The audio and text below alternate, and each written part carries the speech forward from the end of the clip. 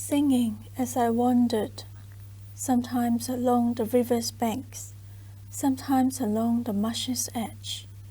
In the morning I drank the dew that fell from the magnolia. At evening ate the petals that dropped from chrysanthemums. For the road was so far and so distant was my journey, and I have to go up and down in search of answers. Qu Yuan wrote these words in his long poems, Fisherman and Encountering Sorrows. About 2,300 years later, the poet Zhai Yongming also travels in nature and writes a long poem, of which a few lines are as follows. I walk over a deep pond, along a true stream, and up a high cliff. My plain clothes flutter in the wind, going through clouds and mists. With pine nuts for food, my thoughts go to a plant of herb. Kia ora, welcome to my talk. Today I'm going to talk about a recent Chinese long poem by Zhai Yongming entitled Visiting Fuchun Mountains along with Huang Gongwang, and I will discuss how it renews the conventions of long poems and landscape writing, which is part of China's millennia-long literary tradition, fathered by Qu Yuan, the first named poet in Chinese literary history, and the author of a number of large-scale poems. Zhai's poem is inspired by a classical painting, and its great length renews China's long poem conventions, as well as an aphoristic practice, that is, a practice of creating literary description of, or commentary on works of visual art, which dates back to Qu Yuan. Zhai's poem is published in a book consisting of 30 sessions, written in lines and stanzas, and 28 annotations. The length of the poem, according to the poet, parallels the scale of the ink painting she writes about. The ink painting, dwelling in Fuchun Mountains, is a scroll about 7 meters long, created by Huang Gongwang in the 14th century, the Yuan dynasty. Zhai's long aphoristic poem invites a look at China's aphoristic practice in terms of scale. According to Wang Yi in Han Dynasty, Qu Yuan's long poem Tian Wen, Heavenly Questions, was an aphoristic poem written on a wall after tree-viewed murals in an ancestral temple. In later generations, it's hard to find long aphoristic poems, as on the one hand, long poems had been overshadowed by short and regular rhythmic poems, and on the other hand, putting aphorisms on a painting has become a common practice, which required aphorisms to be short enough to fit in a painting. In Huang's scroll, we can see there are several aphoristic passages. For example, Huang's own inscription at the end, Emperor Qianlong's inscription on the empty space, and an inscription by a collector in the Ming Dynasty, which is added and stitched at the beginning of the scroll. Zhai's long poem, though not appearing on the scroll physically, still works like a new inscription and extends Huang's work to the contemporary era. Zhai's work renews the long poem convention as well as the aphoristic practice, which was dominated by short poems after Qu's time. The long poem form allows Zhai to deal with many current issues in relation to tradition.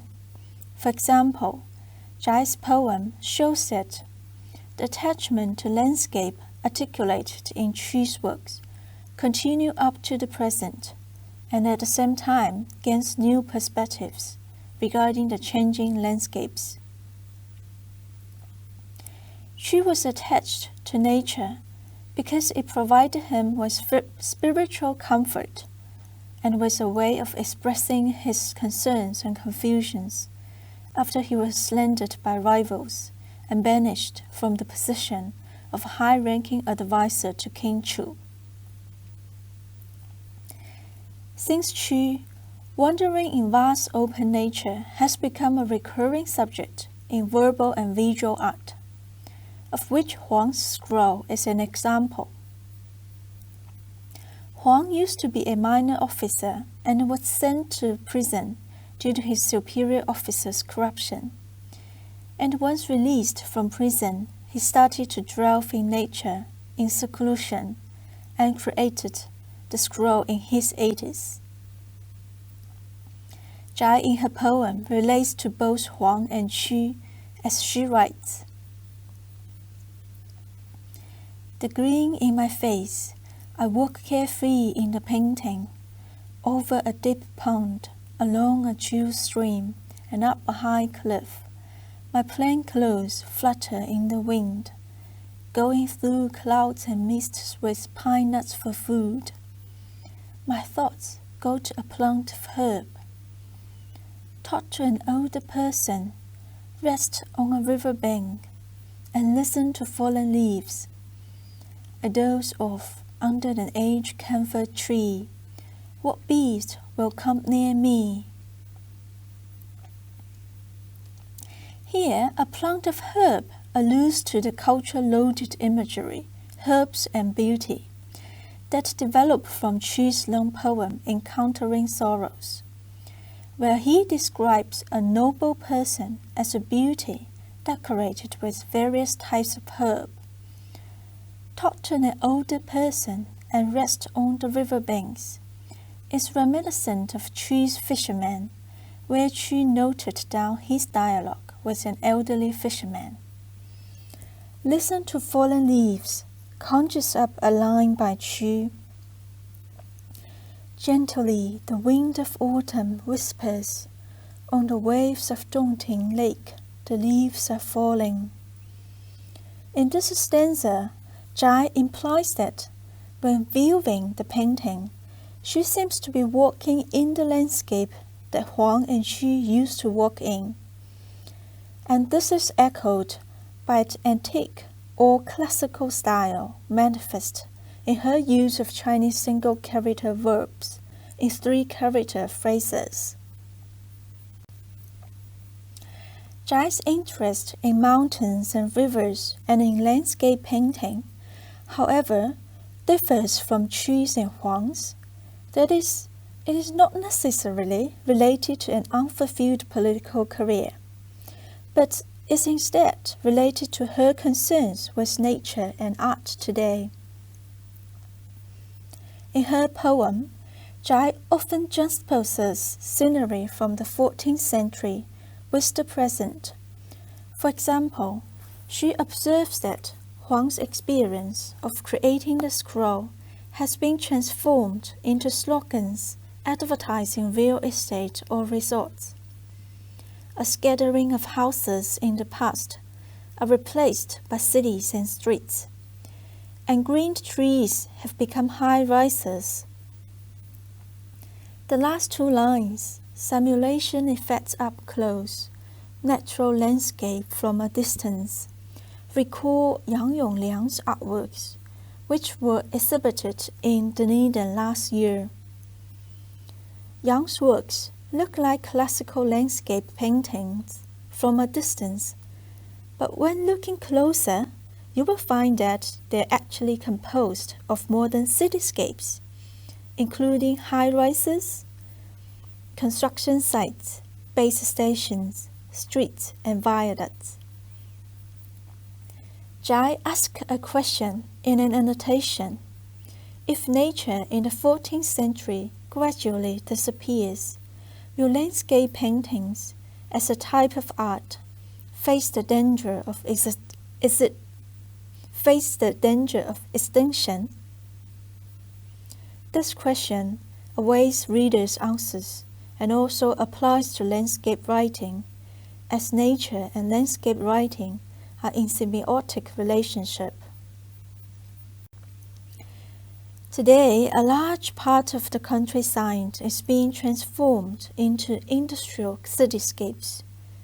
The poetry landscape, which used to be dominated by male poets, is also changing. In classical landscape writing, a person wandering in vales and hills is often presumed to be a man, such as Qu Yuan, Huang Gongwang, or the fisherman, or other figures in Qu's and Huang's works. Zhai particularly speaks to this conventional gender stereotype. I could be a village woman, married or single, or a swordswoman. I could be the one who collects herbs, or a female monk. I wander among clouds and waters in an image of a woman. I'd approach and pulled away in my method of montage. I perceive time far and near in a woman's vision.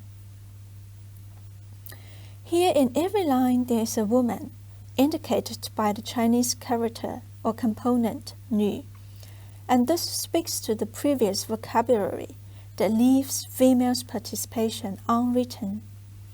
For example, fisherman in Chinese is yu fu. The character fu in yu fu, like the man in fisherman, refers to males. Likewise, Zhai's long poem form challenges some gender stereotype in the poetry landscape.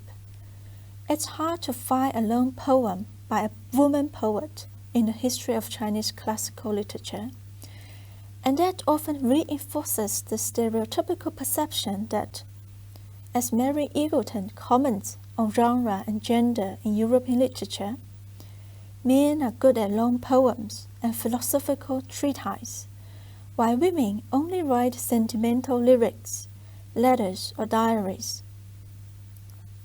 Here, neither Zhai nor I suggest such a difference between the female and male writer, between men and women travelers. Instead, we try to emphasize that in continuing the millennia-long Chinese literary tradition today, we are aware of the gender imbalance or even suppression of women's voices in the literary history, and we emphasize that women contribute a lot to renewing as well as revising the ongoing literary tradition. In this long ekphrastic poem, Zhai walks into Qu's poems and Huang's scroll out of an attachment to landscape. Or as she writes, from the future time walks into the past mountains and rivers. She also walks into the conventions of long poems and landscape writing and renews them by adding views of contemporary landscapes. As they change from the idyllic to the industrial, from male-dominated vistas to landscapes augmented by a woman's perspectives. Thank you for following me to read a contemporary Chinese long poem in relation to its tradition started by Qu Yuan, the great poet, who is commemorated every year on Dragon Boat Festival. I hope that you enjoyed the video talk and enjoy a warm zongzi or a boat trip during the festival.